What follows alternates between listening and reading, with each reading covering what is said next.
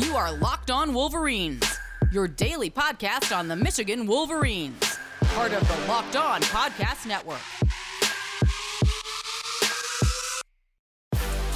Happy Tuesday. You might notice I'm wearing the same clothes because I'm doing it on Monday. I'm doing 4. Yeah. Crazy. Only coughed like twice in the last episode. So anyway, Locked On Wolverines podcast, part of the Locked On Podcast Network, where it's your team every day. I am your man on the ground, Isaiah Hole, publisher of Wolverines Wire through USA Today Sports Media Group. And yeah, we are doing Michigan Mailbag Part 2. Questions left over from last week. We did Part 1 on Monday, and we're doing Part 2 today. Wednesday and Thursday, we're going to do some kind of mix of types of things that I will be writing or have written that I want to elaborate on. I know I'm going to touch on the schedule, kind of go through the schedule, do the, what was the other thing? I think 10 most important players for 2022. There's another thing that we were going to do. I didn't write it all down yet. Anyway, let's get to it, starting with our other half of our leaders and best, starting with Josh Barajatiki. With the hire of Mike Elston, what are the odds that Osborne stays on staff in the analyst role? Seems like a guy ready to make a jump. It sounds like Michigan is going to be able to retain him, at least for this year. I think that it's kind of like a situation where it's like everyone's going to, for the most part, we knew moved on, but otherwise, like, they're going to bring the band back together in a lot of ways. And it sounds like Osborne is sticking on because he could have gone to UConn, and he ended up choosing to stay in Ann Arbor. Sounds like he's going to get a pay bump. Feels like he's needed here. And then next year, we'll see what happens. Could stay in an elevated role, go somewhere else in an elevated role, something. But it seems like it's a good situation for him right now, and it will continue to be in Ann Arbor at least for this year, assuming Jim Harbaugh stays. Jimmy Whitner at Jimmy Whitner 1. Do you like the old or revised schedule more for U of M? And I don't remember the old schedule. Aside from, obviously it had home against Indiana, at Michigan State. That was going to change. I don't remember what other teams were on it or like how it's set up, because by the time I went to go look at it, it was gone. Maybe I have it in my future schedules. Let me see. Just so before I move on here, I know I have it. I know I did a thing on it. So, okay. Every Michigan football game on the books. Let's see if I did it. Okay, I did. So, obviously non-conference was the same. It's mostly the same here. There were a couple changes. The first 5 games were the same. You moved the bye week. You moved to Penn State. And I don't know if you moved that, but the first 5 weeks are pretty much the same. And then it was going to be Penn State, Nebraska, Michigan State, Illinois, bye week, Indiana, Rutgers, and Ohio State. And, but that was at that time. And I know that it changed because I knew that if they would have switched, that's what I wrote last year, but then the schedule looked different at one point, because if they would have just switched Indiana to away and Michigan State to home, and Illinois wasn't going to be home, it was like they weren't going to have a home game in November. So that's what it was. We talked about it a little bit on the last podcast about the schedule, and we're going to do a whole segment at least on it here coming up. But I like the revised schedule. I think it sets up awesome for Michigan. It feels great. Like it has a nice little ramp up in the middle, but it's nothing too crazy, and I like the teams that Michigan plays. Number 2, over/under signing in the late period, 2.5 includes transfers. Well, they've got one transfer that I believe has to sign late, which is Oluwatimi. I think it will be over, because I think they'll probably sign. No, actually, I'm going to go under, because they're already over scholarship at the moment. So I'm going to go under, because I don't know who else. They've offered another 2022, but they also probably need to bring in a graduate transfer defensive tackle since Hinton moved on. And number 3 is moot, because he asked who would you like to see hired as the new DL coach. It's Mike Elston. that's on me. Well, by the time that we would have done the Thursday podcast last week, we knew. But Brandon at Brandon S 616, I think getting smashed by Georgia was honestly a great thing. It showed the team and coaches that yes, they can beat Ohio State any given year now, that they are not the end all be all anymore, and that they need to continue pushing forward and know where to work on going forward. Thoughts on this? I agree, because I don't think it's like one, aside from Ohio State in 2014, which they were the 4 seed, no one expected them to win.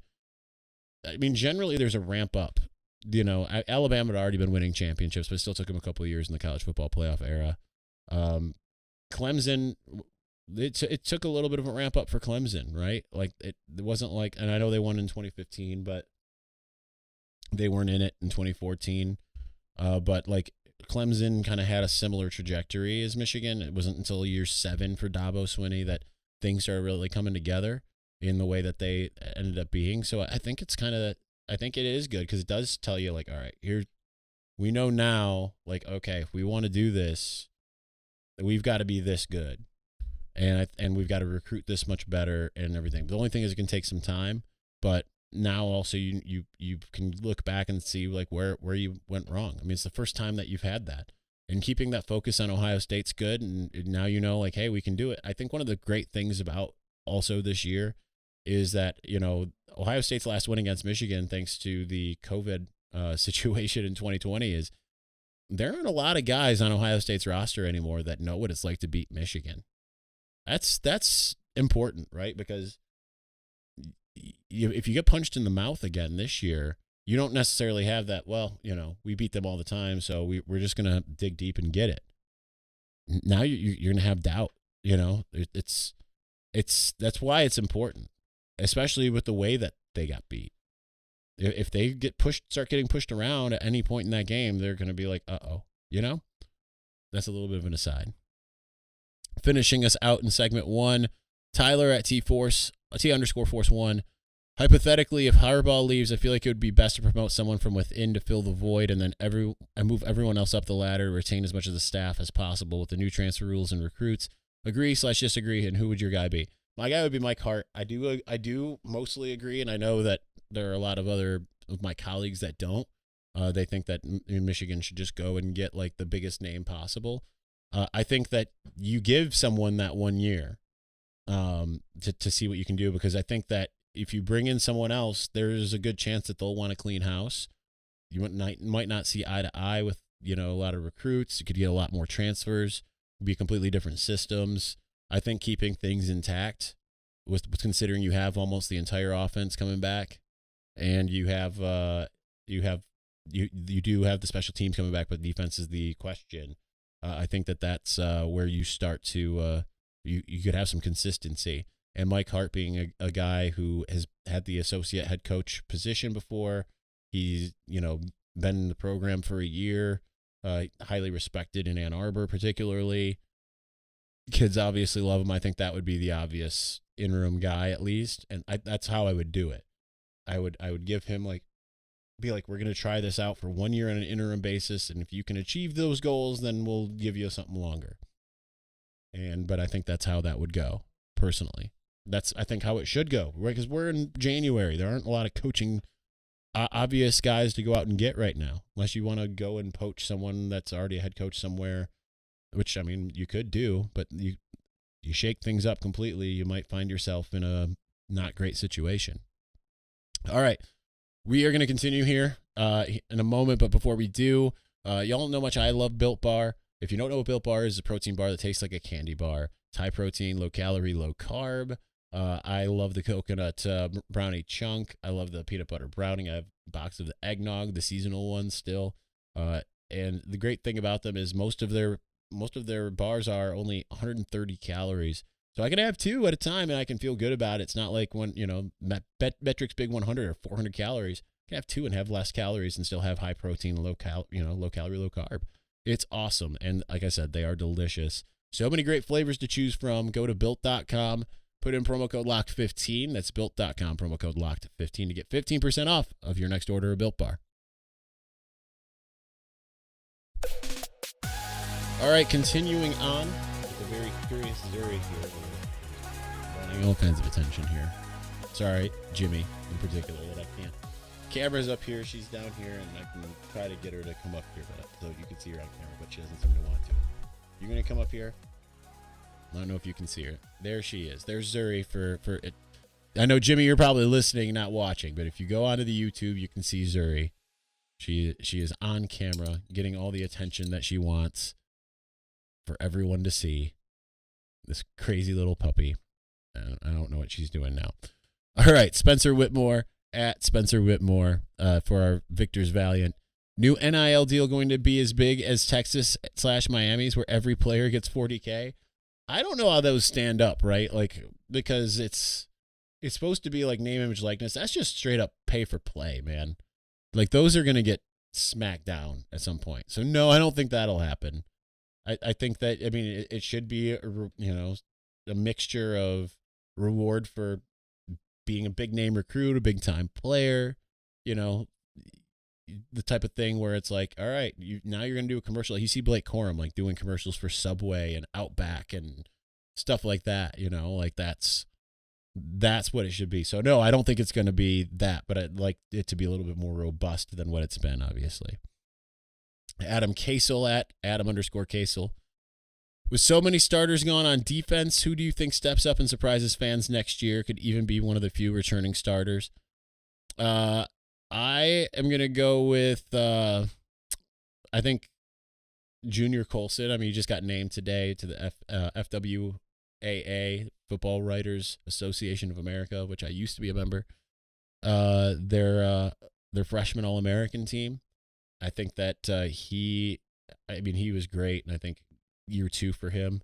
Think about how much better linebackers tend to be in their second year, especially if they get a little early playing time. Think of how good Devin Bush was in his second year. Second and third years, he was just a beast. I think that he could be that guy, and I have a lot of faith in George Hilo and his coaching. I think the other thing is on defense, I'm not really sure. I mean, DJ Turner, I think, will be that lockdown type of guy as well, now that he kind of like really came on in that second half of the season. Outside of that, I mean, I don't know. RJ Moten, I'd like to see him take that big step forward. Certainly, it could be one of those other safeties like Jordan Morant or Makari Page, but we haven't seen much of them this past year.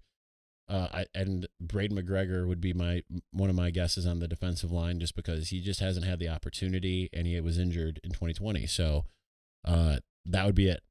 I don't know outside of that at the moment. Basically, that's going to be a spring ball. Once we get past spring ball, we'll know more. AJK4UM, hashtag Go Blue at AJK4UM. So who's the head coach of Michigan football in 2022, and why will it be Jim Harbaugh? I think it'll be Jim Harbaugh because I think that if and when the Raiders offer a bunch of money and whatever, and potentially a bunch of control, as much as he wants to win a Super Bowl, I think he'll look at the fact that, all right, my kids are in school. They're still, all the stuff that I liked about coming here, that's still all true. I built this foundation. We just, like he's been saying, this is just the beginning. I think he'll look at it as a situation of like, yeah, it is just the beginning. I could really truly build something here now that is unbelievable. And I think that, I think that unless, because it's not a situation where you can look at this roster and say like, oh, we're going to take a big step back. Going from like 2016 into 2017, that might have been a different deal, right? Like if they say that was like year 5 of his tenure, and he had a really good 2015, 2016. Let's say the spot goes Michigan's way, they go to the college football playoff, don't win it, but whatever. And you look at the roster of 2017, and you're like, we're going to take a step back. That might be a different deal. I think that he can win. I think the schedule's so favorable. He can win here. He's just shown he can beat Ohio State finally. You've got all the staff coming back for the most part. They hired Mike Elston. It all just kind of like it's all lined up for you. So I think that I honestly would be surprised, and I know I'm probably in the minority there. I honestly would be surprised if he moved on. I know a lot of other media people are like, I wouldn't be surprised. I actually would be. I think he has everything he wants and everything he needs here. The only thing is he doesn't have a Super Bowl. I think it's a little more challenging, honestly, in a certain way to win the national championship, to get to the college football playoff. There's 130 teams that are technically eligible, and only 4 get into the college football playoff, and only 2 get into the national championship game. I think it's more of a challenge, especially with what the SEC is. And I think that he probably recognizes that. Jacob Chaveria at Jacob17213950. I'm going to skip the first question because I got the same one in the last podcast. But how many years in dollars per year do we give Jim on his next contract if he chooses to stay? 2022 record prediction. I think as far as years, I think you got to give him the same thing at least, or similar to Franklin and Mel Tucker. Maybe he doesn't want 10 years, but I think maybe something that's like $9 million, 8 years. Big, even bigger pool, the biggest pool in the Big Ten for the assistants and your staff and whatever. I think that would be the way to go. And I think like if you make up for that extra $3 million that reportedly Oakland would be or Las Vegas would be offering, then by putting that into the assistant pool, then I think you got yourself a winner. But and I've heard, there's reports out there that the contract has everything Jim wants. And so it's just a matter of him entertaining Las Vegas and all that. As far as my 2022 record prediction, I have Michigan going 11-1. I do have a win over Ohio State, because it's funny, like, and AJK4UM, I saw your comment on Twitter that I probably should have had Ohio State as my number 1 in my Big Ten power rankings, but Ohio State still loses a bunch of pieces, and while they have a lot of talent, like I had been saying going into this last year, at some point not all that talent's going to turn out, right? Because they're one of those few teams where it's like they just plug and chug.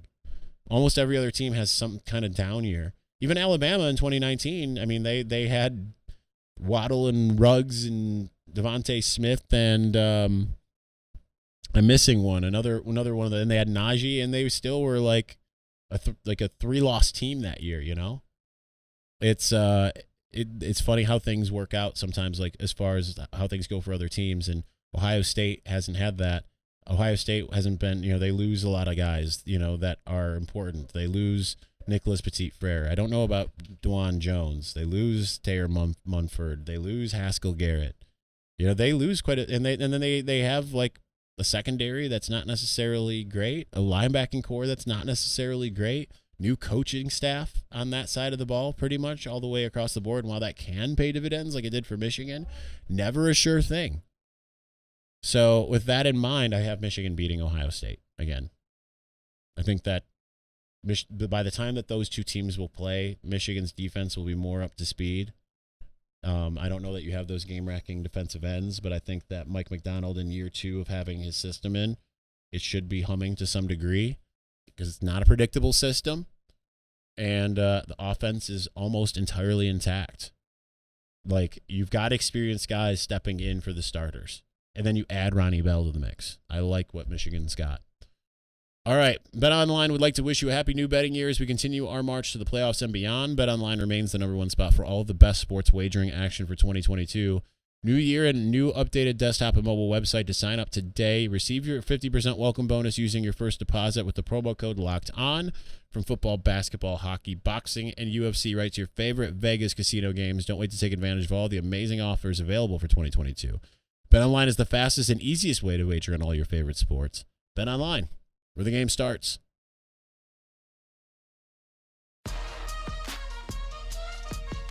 All right, we have like 6 questions. 6 question askers, 6 questions. That works for me. And 10 minutes to get it done. So that works. If you ever wonder why I'm like giving time constraints, because now that we do these on camera, my camera only allows 30 minutes of recording time at a time. So that's why. Motown Mark and GB at Mark A. Perna. Is that Green Bay or Grand Blanc? There's only one question that needs answering right now. So, listen, the only one that knows what's going on right now with Jim Harbaugh is Jim Harbaugh. I have no answers for you, unfortunately. And you'll know when I know, you'll know. There's not going to be some secret person that has it. It'll either be, if anyone has, it'll be like Chris Ballas will have, or Steve Lorenz will have something where it's like Harbaugh signed, or Adam Schefter will have Harbaugh's leaving, or Michigan will be the one to announce Harbaugh signed. I don't know how that'll go. We should know, I would imagine, this week sometime. Hopefully not while I am out of town. Darcy Henry at Darcy Henry 22. Who replaces Josh Ross at linebacker? I think it's the guy I just mentioned, actually, and I think that's Junior Colson. But, I mean, you can move him around a little bit. Maybe they want to use him a little bit. And, I mean, he's not your edge-rushing outside linebacker, but, I think him, Nakai Hill-Green, Khalil Mullings, they could do well. The problem is that's all you really got. I mean, unless Tyler McLaurin's ready, or you got, they really need to. They've had several years where they have not been bringing in a ton of linebackers, and they've lost some. Right, they lost Anthony Salomon, they lost Cornell Wheeler. Like, that's not an ideal situation. William Mohan, they've got to get in some guys into that position, but I think that Junior Colson's going to be really, really good. I think he's going to take a big step forward. Novacado at Tristan Novak, future for JJ and Cade. I think that this next year, I think the goal would be for Michigan to take a big step forward offensively. They certainly could. For people who talked about Cade's limitations, I think that he could have, and I know like Jalen Hurts was not that great in season 2 for him as a starter, or maybe that was season 3 or whatever, the year that Tua really took over, and then he still ended up like helping them win the championship in the end. Kind of a reverse. That was 2018. But I think of him being able to take a step forward, kind of like Jalen Hurts did when he went to Oklahoma. Because now he's got his first full year of experience. For all the talk of like, yeah, look at that rookie dude and C.J. Stroud. C.J. Stroud only had marginally less experience than Cade. In game, particularly, Cade had what, a handful more games, literally, like, just because he appeared in he technically appeared in the Minnesota game for the final drive, the Wisconsin game for like 2 drives, the bulk of the Rutgers game, and then the first half of against Penn State. So, I mean, he's still a young quarterback. I mean, this is his third year in the system. Yeah, third year. He's a 2019 guy. Do I have that right? He was a redshirt freshman in 2020. So, yeah. It's this is his 4th year. Okay, so he's still relatively young, and I think that they'll probably have more packages for JJ, keep him happy, keep defenses on their toes. He'll know the system more, but I mean, obviously it's going to be a competition. So Cade has to beat out JJ.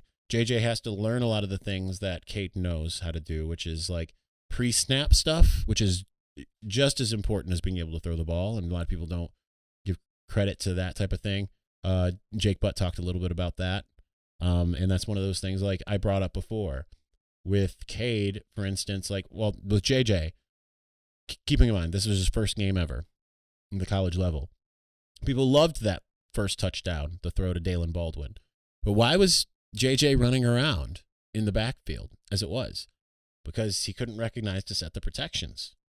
You see Cade do it all the time. He is incredible at it. So didn't work out as well against Georgia, but that was less about setting the protections and more about what Georgia presented.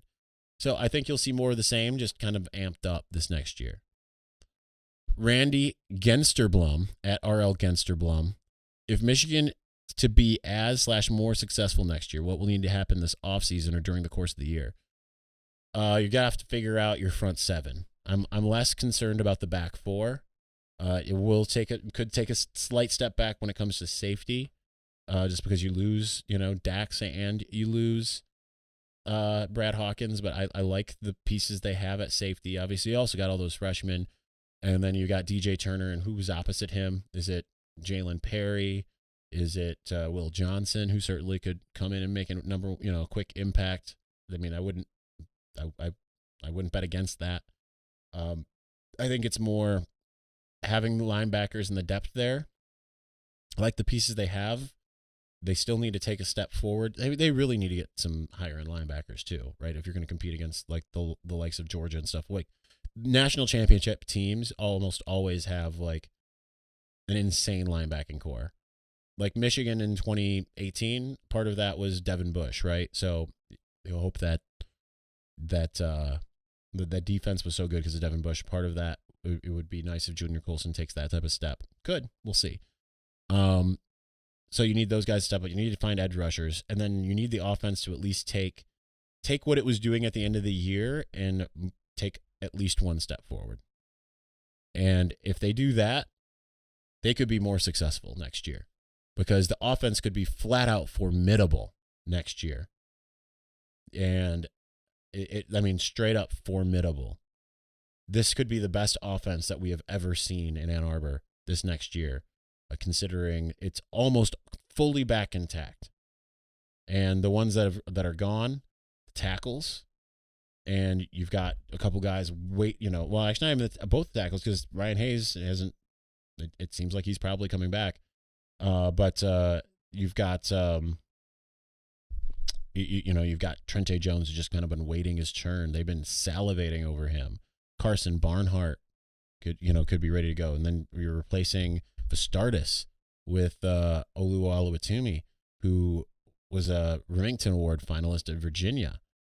And then you replace, essentially, Hassan Haskins with Donovan Edwards. I know people are saying because Michigan was looking at Diamante Trianum that they also offered that 2022 back that, they still want another big-bodied back. They need another back for sure because now you only have really two guys for sure. Tavier Dunlap's in there. CJ Stokes could be in there too, but you still need another guy. But, I mean, I want to remind you that Joel Klatt at Wisconsin, y'all know that I'm tight with Joel. He pulled me aside and said, just pointed at Donovan Edwards. This is before he really did much, right? And he's like, that dude is going to be a stud. And so, I mean, I think we all know and believe that. And then you add Ronnie Bell to the mix. You bring back, so at this moment, the entire tight end room, the entire wide receiver room except for Dalen Baldwin. Then add Ronnie Bell. Its future's looking bright there. So, yeah. One more win at Boomer 101-315. Who will make the AA wall? I'm assuming you mean All-American wall, and I think you mean going into next year. I don't know. Your guess is as good as mine. I guys can take a step forward. I wouldn't be surprised if if Cade or Blake Corum or Ronnie Bell. You could put a lineman in there. Trevor Keegan wouldn't surprise me, or Ryan Hayes. Defensively, it's a little bit more murky. Mozzie Smith could be that guy. Finishing us out, the Michigan Fanatic at the _M_fan. Is Michigan Athletics over testing for COVID? I don't think they were necessarily when it comes to football and basketball. Maybe. I don't know. And I don't know about hockey and all of that other stuff. I don't pay attention. But I don't know, maybe. I have no idea. So, sorry. All right, that's going to do it for us today on Tuesday. We'll be back on Wednesday and Thursday. Again, I'll be wearing exactly this. Camera framing will be exactly what this is if you're watching on YouTube. Anyway, thanks for watching and or listening. We'll talk to you soon. Peace.